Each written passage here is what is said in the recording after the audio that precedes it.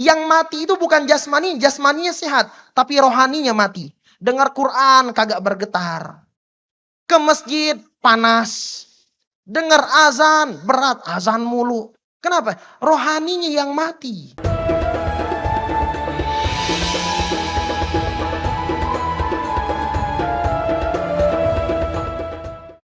Assalamualaikum warahmatullahi wabarakatuh. Alhamdulillah wassalatu wassalamu ala Rasulillah Sayyidina Muhammad ibn Abdullah wa ala alihi wa sahbihi wa man walah wa la hawla wa la quwata illa billah amma ba'd. Alhamdulillah. Hadratul muhtaramin, para asatid, para kiai, para sesepuh, para tokoh masyarakat yang dimuliakan oleh Allah. Alhamdulillah. Kita tanpa terasa masuk ke dalam hari ke-42 dari Maulid yang berkesinambungan ini. Walaupun ntar tanggal sekian-sekiannya akan ada Maulid lagi, ya, daripada Ali Itisam. Cuma ini bisa dikatakan khotam yang ketiga. Kemarin di Kanzul Arash, wah besoknya di Ustadz Fakhr Razi, sekarang khotam juga, ya. Keempat berarti khotamnya. Oh, Al-Fakhriyah sekali, ya, 4 kali berarti. Ala kulli hal. Ternyata waktu berputar sangat cepat. Karena Imam Al-Haddad beliau mengatakan tajri wala tadri bijaril waqt. Waktu sering berputar cepat. Saya punya guru Allah yarhamu al-habib Muhammad Ridha As-Sagaf, beliau mengatakan al-waqtu sari'un jiddan tamurru kamarras sahab. Waktu itu cepat banget. Berputarnya waktu, berlalunya waktu kayak awan. Ya coba aja kalau jam kita liatin mulu. Lama. Tapi kalau kagak kita liatin cepat. Lihat pas buka puasa. Orang kalau nungguin buka puasa kayak lama banget. Cuma kalau kagak ditungguin cepat. Awan juga sama. Kalau kita liatin kayak lama banget lewatnya. Cuma kalau kita nggak liatin cepat lewatnya. Itulah waktu. Makanya Imam Al-Haddad, Imam Syafi'i dan a'immah yang lain, mereka sangat menghargai waktu. Sebagaimana kita sering dengar ada pepatah bahasa Inggris itu time is money. Waktu itu adalah berharga, bukan uang. Maksudnya waktu adalah berharga. Ulama dulu sebelum pepatah ini muncul udah mengatakan berharganya waktu.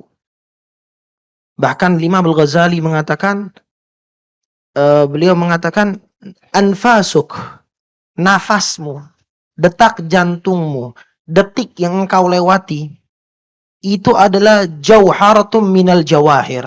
Itu adalah permata dari sekian banyak permata yang diberikan oleh Allah. Kenapa dikatakan permata? Idla audalahu idfat. Karena kalau misalnya waktu hilang, lewat dari kita nggak bisa diulang lagi.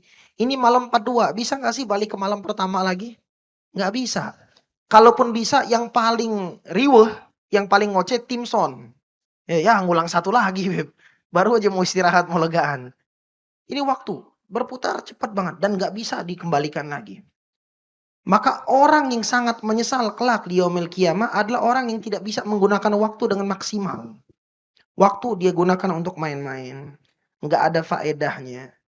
Nggak ada ibadahnya. Nggak ada zikirnya. Yang dia gunakan untuk hal yang sia-sia. Ngumpul sama temen, perkumpulan yang kagak ada manfaat. Nonton pun bukan nonton yang baik, yang bisa ngingetin kita kepada sejarahnya Nabi, ya, yang bisa buat tafakur. Nonton gak masalah, ya mau film apapun gak masalah, tapi cari nonton yang agar kita bisa tafakur juga dengan kehidupan ini. Bukan cuma nonton untuk romantis, akhir baperan dan semacamnya. Ini yang kita cari. Agar segala hal detik yang berlalu dari kita itu semuanya bermanfaat. Disebutkan di dalam Al-Quranil Karim. Orang yang telah meninggal saja. Mereka tidak meminta yang lain. Mereka tidak minta, ya Allah banyakin pahala, ya Allah ini, ya Allah itu. Enggak. Yang mereka akan katakan kepada Allah Subhanahu wa taala, la in akhartani ila ajalin qarib fa asaddaqa wa akum minas solihin. Ya Allah, kalau engkau berikan aku waktu space lebih panjang dikit aja ya Allah. Kalau engkau bisa berikan itu, aku akan sedekah, aku akan berbuat kebaikan, aku akan beribadah. Wa idza hadara ahadahumul maut qala rabbirji'un la'alli a'malu shalihan fima taraktu, di dalam ayat lain. Mereka berkata kepada Allah ketika kematian mendatangi mereka, ya Allah, kembalikan kami ke dunia agar kami bisa mengamalkan amalan soleh yang dulu kami tinggalkan. Kapan dia ngerasa ibadah itu berharga? Pak, Bu, sekarang nih Kita ngelihat duduk-duduk kayak gini mungkin gak berharga banget. Makanya mama banyak di antara kita duduk di sini yang dicari bukan manfaat, yang dicari bukan berkah, tapi yang dicari makanannya. Banyak kan seperti itu karena apa? Kita nggak ngelihat hakikat manfaat yang diberikan oleh Allah kepada majelis seperti ini.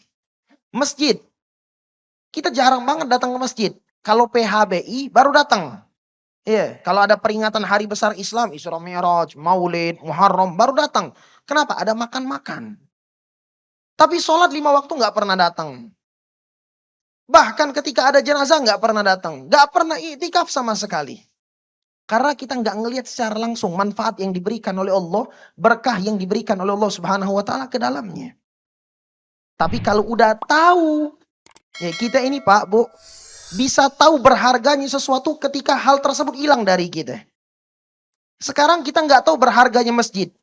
Kita nggak tahu berharganya apa? Berharganya majelis seperti ini. Tapi lihat, kalau majelis ini udah dilarang, buat majelis susah, datang ke masjid susah. Kayak ayamul corona, waktu-waktu corona kemarin, nggak bisa ke masjid. Beban hati nggak enak. Walaupun masih di antara kita yang cuma omdo, ngomong doang, kenapa nggak boleh ke masjid? Cuma sekarang udah dibuka nggak ke masjid juga. Ya. Yeah. Tapi kita ngerasakan ya Allah berharga banget masjid ketika kapan? Masjid nggak bisa didatangi. Lihat orang yang di Masjidil Aqsa. Ketika mereka nggak bisa datang ke Masjidil Aqsa sedih. Pengen datang lagi, pengen masuk sholat berjamaah lagi. Ketika dilarang. Nah kita selagi majelis masih disebarluaskan dimanapun ada, nikmati, hadiri. Itu disebutkan oleh ulama, qimatu syai'in dal haja ilaih. Harga suatu barang, kita bisa lihat ini hal itu berharga atau tidak ketika kita lagi butuh.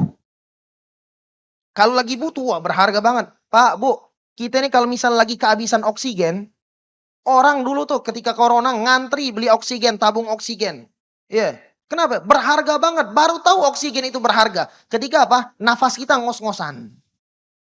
Kita baru tahu berharganya suara ketika suara kita udah habis. Baru kerasa. Kita baru tahu berharganya waktu ketika waktu tidak dipegang lagi sama kita. Kita akan tahu, gambaran mudah aja dah. Kalau masalah ini mungkin gak kegambar. Minyak goreng. Beberapa bulan lalu kan minyak goreng susah. Ibu-ibu yang lebih paham. Berasa banget minyak goreng itu berharga. Sampai itu udah goreng, udah hitam disaring lagi. Benar gak Bu? Disaring lagi. Diharapin banget bapak-bapaknya balik dari Alfamart, balik dari Indomaret. Bawa apa? Bawa minyak goreng. Bukan bawa duit lagi, minyak goreng yang dibawa. Kapan kita tahu berharga? Ketika minyak goreng susah. Awal-awal masker. Susah. Susah banget. Sampai kita ngerasa berharga banget masker. Walhamdulillah Abah Mul menyiapkan masker yang banyak luar biasa pada saat itu. Ya ala kulli hal, kita baru tahu berhargai sesuatu pada saat kapan? Pada saat butuh. Bahkan kata ulama, fashibrum minal ard. Satu jengkal tanah. Nih, kita nginjek tanah sekarang. Kita nggak pernah kan bersyukur bisa jalan di bumi. Nggak pernah bersyukur. Tapi bagi orang yang ada di laut, pengen banget bertepi, masuk ke daratan, pengen. Bahkan orang yang tenggelam, kata ulama, fashibrum minal ard. Fi nadharil gharig athman min zahabil ard. Emas yang kita punya, itu nggak ada harganya ketika kita masuk ke dalam laut dan kita nggak bisa selamat dari laut tersebut. Tenggelam. Ada satu jengkal, semua emas, semua harta, apapun akan kita berikan, yang penting kita selamat. Lihat orang zaman sekarang ngabisin waktu buat kerja, sampai lupa sama keluarga, sampai lupa sama ibadah, sampai lupa sama akhirat. Kagak pernah ke masjid, nggak pernah sholat 5 waktu. Intinya apa? Kerja, dapat duit, kaya raya. Tapi nggak taunya semaksimal mungkin dia kerja, dia sakit. Apa yang dia lakukan? Duit yang dia banting tulang, dia hasilkan dan dia dapatkan, dia keluarkan lagi, dia habiskan lagi. Tanpa dia rasa. Ya. Kenapa? Yang namanya suatu hal bisa berharga ketika kita lagi butuh. Maka marilah. Masih, selagi majelis taklim masih dibuka. Tempat perkumpulan masih dibuka, mari. Kita datangi, kita manfaati, kita hadiri. Karena inilah perkumpulan yang penuh berkah. Perkumpulan yang dibanggakan oleh Allah Subhanahu wa taala. Kenapa? Ini di dalamnya kita duduk-duduk dengar hadis. Di dalamnya kita duduk-duduk baca manakib. Di dalamnya kita duduk-duduk baca maulidnya Nabi Muhammad SAW. Perkumpulan yang luar biasa. Di dalamnya ada menuntut ilmu. Ilmu adalah tempat paling hebat kalau misalnya ada tempat nih, ya di dalamnya dibacakan ilmu, dibacakan kitab. Itu tempat-tempat paling mulia, turun rahmat, turun berkah dari Allah Subhanahu wa taala. Wa ghasyiyatuhumur rahmah, rahmat turun, wa haffathumul malaika. Malaikat pun mengitari majlis ini beristighfar untuk orang-orang yang hadir di tempat ini. Dengan apa? Dibacakan ilmu. Makanya ada ulama Al-Habib Hasan bin Abdullah Al-Haddad. Beliau mengatakan, ya, pernah suatu hari Pak Bu kedatangan tamu. Al-Habib Hasan bin Abdullah Al-Haddad kedatangan tamu. Ketika dia kedatangan tamu, dia nggak langsung bukain pintu rumah tersebut. Dia suruh dulu anak buahnya, coba lihat. Yang datang siapa? Yang datang ini orang kaya atau orang biasa? Ketika yang datang nggak tanya orang kaya. Maka kata Al-Habib Hasan bin Abdullah Al-Haddad, yang datang orang kaya. Sekarang kita lihat. Dia datang ke sini bawa apa? Bawa hadiah kah atau tidak? Muridnya dengar kayak gini kaget. Seorang ulama yang seharusnya waro, tidak menanyakan hal-hal seperti ini, kok tiba-tiba nanya, dia bawa apa? Tapi imtithalul amr li syekh, taat kepada guru, dia tanyakan, ente datang ke sini bawa apa? Alhamdulillah saya bawa harta sekian banyak, saya akan berikan, saya hibahkan untuk gurumu, Al-Habib Hasan bin Abdullah Al-Haddad. Kata Habib Hasan Abdullah bin Al-Haddad, ayo ya udah, dia bawa hadiah, dia datang ke sini, suruh masuk. Ambil hadiahnya. Udah selesai, pergi, ini muridnya masih canggung. Masih nggak enak. Kok ulama kayak gini? Akhirnya dia tanyakan, ya Syekh, ya Habib, kenapa engkau seperti itu? Padahal engkau itu masyhur, terkenal orang yang nggak cinta sama dunia. Kok engkau nanya hadiah? Apa kata Habib Hasan bin Abdullah Al-Haddad? Tahu nggak? Aku pada saat tadi tamu datang, itu waktu yang paling berharga yang aku miliki. Karena aku lagi zikir, aku lagi ngaji, aku lagi taklim kepada murid-muridku. Itu waktu yang paling bahagia dan paling berharga bagiku. Bagiku, yang berharga itu apa? Waktu belajar, waktu ibadah. Berbeda dengan mereka. Orang-orang kaya, kata beliau, yang berharga bagi mereka bukan waktu ibadahnya, tapi duit yang paling berharga. Maka yaudah, kita barter. Ente mau ngambil waktu yang berharga saya, oke, kita tukeran. Hartamu, siniin, waktuku aku berikan untukmu. Dan harta tersebut, kata beliau, gak saya ambil, saya bagikan ke orang lain lagi. Cuma biar dia tahu, waktu nuntut ilmu ini waktu yang berharga. Ya, lebih berharga dari harta yang kau miliki, lebih berharga dari hadiah yang kau bawa. Berharganya luar biasa. Ya. Al-Imam Al-Hasan Al-Basri, beliau mengatakan, nahnu adrakna kaum. Kami bertemu dengan sekelompok yang mereka yashfikuna ala awqatihim kama tashfikuna ala amwalikum, kata beliau. Kami bertemu dengan suatu kelompok yang sangat sayang, eman dengan yang namanya waktu. Mereka nggak mau keluar dari waktu mereka kecuali yang balik manfaat buat mereka. Kayak kita kalau ngeluarin duit, pengennya apa? Minimal banget balik modal. Nggak mau rugi. Kita ngeluarin duit, minimal balik modal. Nggak mau rugi. Ya harap-harap, pengen-pengennya untung. Mereka bukan dengan harta. Mereka dengan waktu. 5 menit, 1 menit, 2 menit, 2 jam, 3 jam. Oke, mereka akan keluarkan waktu. Tapi dengan catatan. Apa catatan tersebut? Ada manfaat nggak buat saya? Dan manfaatnya bukan manfaat duniawi yang mereka cari. Tapi manfaat ukhrawi di hadapan Allah Subhanahu wa ta'ala. Ini waktu. Wal Habib Abdullah bin Husain bin Tahir. Di kehidupannya ketika masih belajar. Itu Pak lagi makan kayak gini nih. Ya ada makanan. Sambil makan. Sambil baca kitab. Gantian. Beliau berdua. Al Habib Abdullah bin Husain bin Tahir. Wal Habib Alwi bin Husain bin Tahir. Kakak adik. Itu ketika lagi taklim, lagi belajar. Yang satu buka kitab. Yang satu makan. Dibuat shift. Kayak orang kerja. Orang kan kalau kerja. Tahu nggak kenapa sih orang kalau kerja dibuat shift? Kenapa nggak setengah hari aja, setengah aja diliburin? Karena sayang. Toh setengah harinya bisa menghasilkan uang lagi. Mereka, ulama, yang pikiran mereka bukan uang. Tapi apa? Faedah di hadapan Allah, manfaat di hadapan Allah, keberkahan di hadapan Allah. Jadi itu, waktu makan, waktu istirahat, diganti. Tahu dengan apa? Di shift. Oke, sekarang saya makan, tapi lagi saya makan, ente baca kitab. Udah selesai, kita gantian. Ente yang makan, saya yang baca kitab. Bahkan di dalam kitab lain disebutkan, beliau nih kakak adik ini lagi mandi sekalipun, yang di dalam mandi, yang di luar nungguin sambil baca kitab kencang-kencang. Gak pengen waktunya apa? Terbuang dengan sia-sia.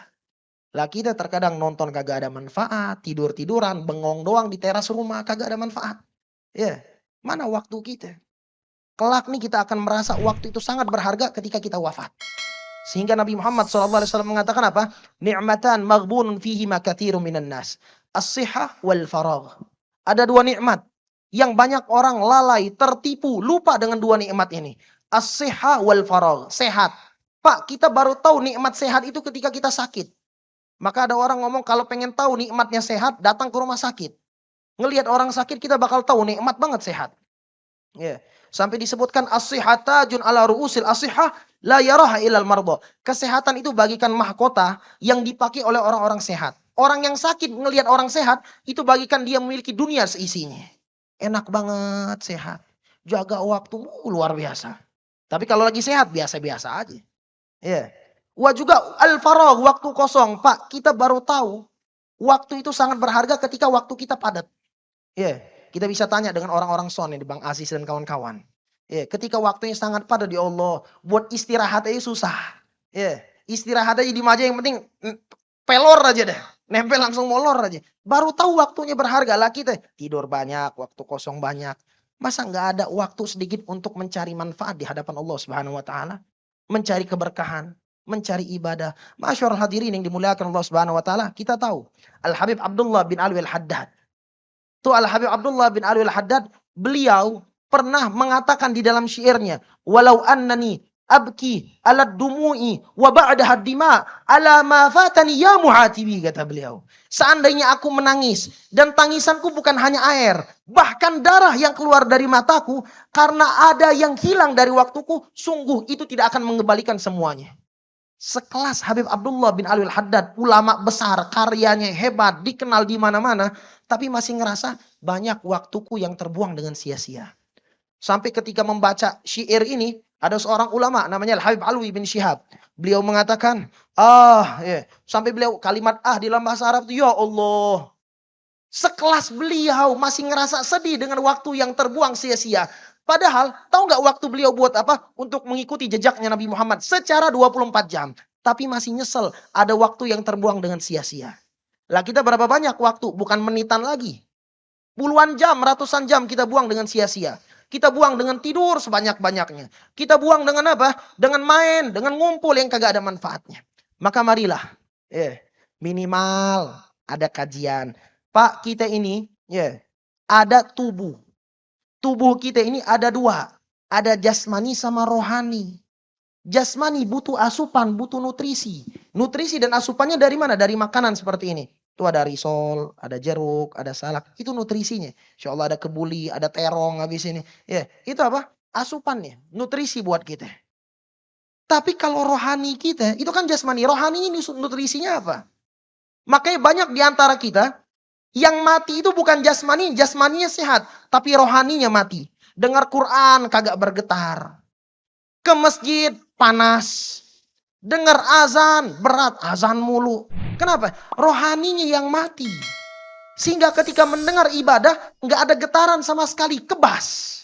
Kayak orang kalau tangannya itu udah apa? Udah kebas. Udah lumpuh, mau dipotong, mau dipukul nggak kerasa. Nah, sekarang yang kebas itu apa? Hati kita. Dengar Quran nggak ada manfaat. Padahal manfaatnya luar biasa. Cuma di kita nggak ada pengaruh sama sekali. Karena hati kita udah kebas. Dengar apa? Dengar zikir. Nggak ada sama sekali. Hatta dengar nama Nabi Muhammad SAW nggak bergetar sama sekali hatinya. Bahkan tidak mau bersolawat kepada Nabi Muhammad SAW. Nah, nutrisinya itu di mana? Di tempat-tempat seperti ini. Di masjid, di majelis ta'lim. Maka hadiri. Sampai Habib Ali Al-Jufri beliau mengatakan minimal banget orang itu minimal banget kalau udah sibuknya luar biasa minimal seminggu sekali ada kajian rutin dan istiqomah.